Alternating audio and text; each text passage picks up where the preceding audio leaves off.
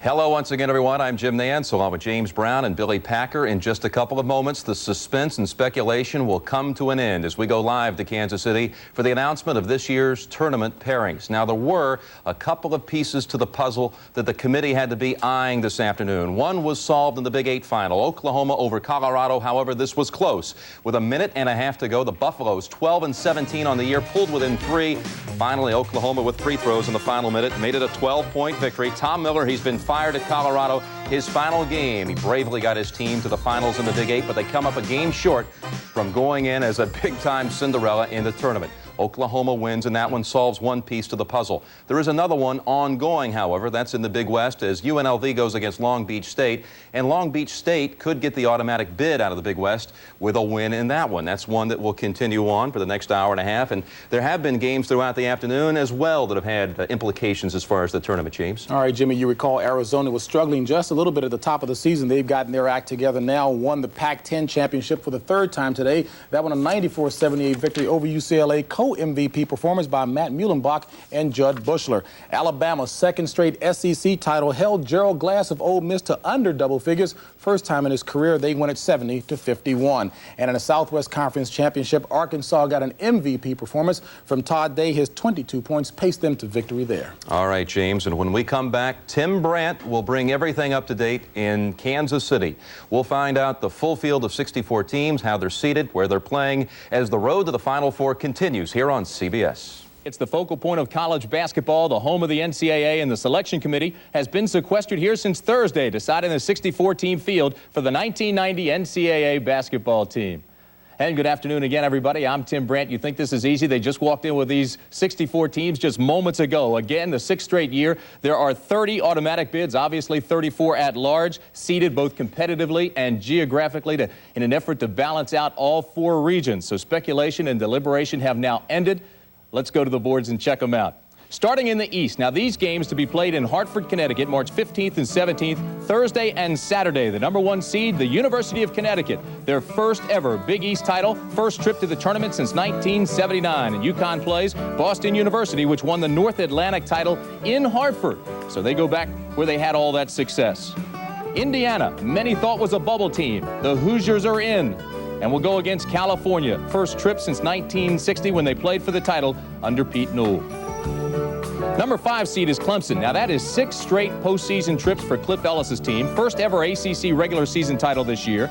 And the Tigers will play BYU, led by Marty Hawes and Andy Toulson. The #4 seed is LaSalle, led by the L Train, Simmons. The Explorers have the best record in the country, 29-1, and matched up against Southern Mississippi, their first appearance ever in the tournament. Continuing in the East, but moving to another location, these games will be played March 16th and 18th in Atlanta, Georgia.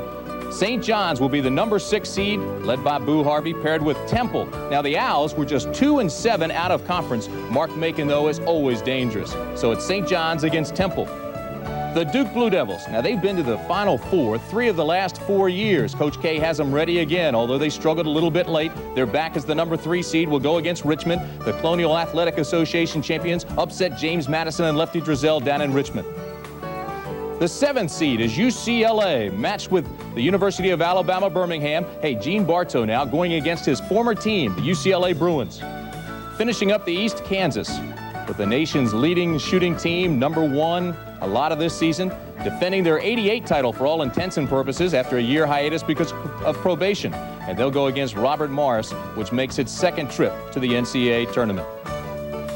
Moving to the Midwest now, these games will be played Thursday and Saturday, March 15th and 17th in Austin, Texas. The top seed there, no question about it. Oklahoma, the Big 8 champion, they'll go against Towson State. Not an easy tour for Terry Truax, his first appearance ever, to go against the Sooners. That is a tough chore. North Carolina making its 16th straight appearance under Dean Smith. That is an NCAA record. They'll play against the 9th seed, Southwest Missouri State. 4 straight appearances for Charlie Spoonhour's Bears. #5 seed, Illinois. Went to the Final Four last year. Will play Dayton. They won the Midwestern Collegiate Conference title over Xavier. #4 seed is Arkansas, the Southwest Conference champ, going against Princeton. And watch Princeton. Pete Carrill against Georgetown last year. Everybody remembers that. He almost pulled it off. 8th appearance under Pete Carrill for Princeton. Xavier had a great year going against Kansas State. This will be the Midwest region in Indianapolis, Friday and Sunday, March 16th and 18th. The number 3 seed, Georgetown, 12 straight appearances for the Hoyas. John Thompson, that's second only to North Carolina, will go against Texas Southern or Southern University, whichever wins the Southwestern Athletic Conference tonight. The 7th seed, the Bulldogs of Georgia, going against Tommy Pinder's Longhorns of Texas, the number 10 seed. And finally in the Midwest, it'll be Purdue, which takes the 2nd seed, and they'll be paired against Northeast Louisiana. So half the field is set. If your team's not up yet, stay with us. We still have the Southeast and the West to go. And we'll have that for you right after this as we return to Kansas City, the 64 teams for this year's tournament. Welcome back to Kansas City, everybody. We're halfway through the process of the 64 teams. We've done half the fields. Now we will move on, and we'll have the West and the Southeast. These games to be played in Knoxville, Tennessee as we go to the Southeast region. These will be Thursday and Saturday, March 15th and 17th. The number 1 seed, Michigan State. First Big Ten title since 1979 with, you got it, magic. And they won it all that year. They'll go against Murray State, expected to have a rebuilding year there, but Popeye Jones led the Pacers to the Ohio Valley title. The number 8 seed is Houston. Southwest Conference runners-up had it 14 straight until the loss to Arkansas today in the Southwest Conference Championship against Cal Santa Barbara or Long Beach State. Big West finalists tonight in Long Beach against UNLV. LSU, led by high-scoring Chris Jackson. Villanova will be the number 12 seed going against LSU. Raleigh-Massimino's Wildcats are always dangerous in March. You know that. Continuing in the Southeast, Georgia Tech, led by the trio of Dennis Scott, Brian Oliver, and the young guy Kenny Anderson, awfully tough against East Tennessee State. They lost to Oklahoma by a point in the first round last year.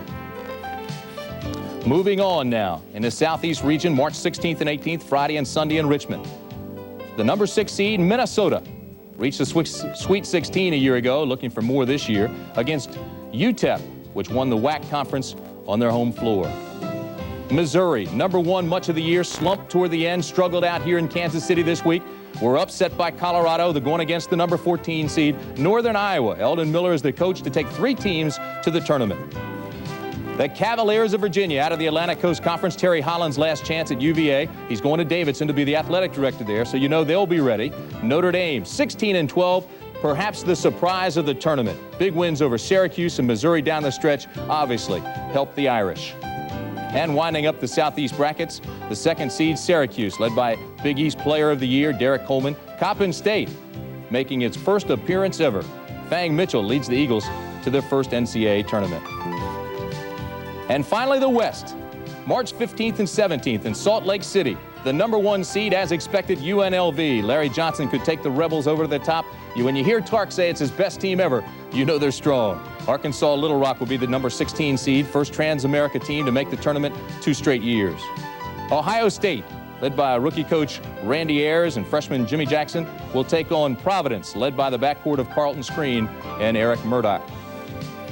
How about Oregon State? Gary Payton's the coach there, the number 5 seed going against Ball State. 2 straight MAC titles for Ball State.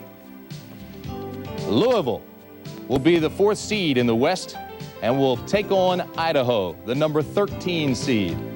Staying in the West but moving now to Long Beach, California. These games to be played Friday and Sunday. New Mexico State will be the 6th seed, and this game, of course, will be watched with great interest and with a heavy heart because of Loyola Marymount playing now for Hank Gathers. The number 3 seed, Michigan. Boy, they'll be tough again. Ramil has them flying, and they'll go against Illinois State. Michigan, of course, had that great run last year. Coach Fisher, unbeaten now, postseason play. Alabama will be the number 7 seed. Roll Tide will go against Colorado State. Colorado State, the number 10 seed. Lute Olson has the 2nd seed. That is not unexpected. Lute Olson with Brian Williams, the transfer from the University of Maryland just 2 years ago. He was the Rookie of the Year in the Atlantic Coast Conference, and they're now peaking. And they'll go against South Florida. South Florida making its first appearance ever. So the 64 team is set, and we'll go over it again. We'll take you through the brackets once again once we get to New York. But first, after we come back from this, we'll talk to Jim Delaney, who is the chairman of the selection committee. We'll have questions and we'll have answers, and we'll get you all squared away on the 64-team field for the 1990 NCAA tournament. Right now, let's take you back to New York and James Brown. JB? All right, Timmy, and as you mentioned, we'll have a second go at it here in the studio in New York with Jim Nantz and Billy Packer. We'll get inside the pairings just a bit more as the road to the Final Four continues.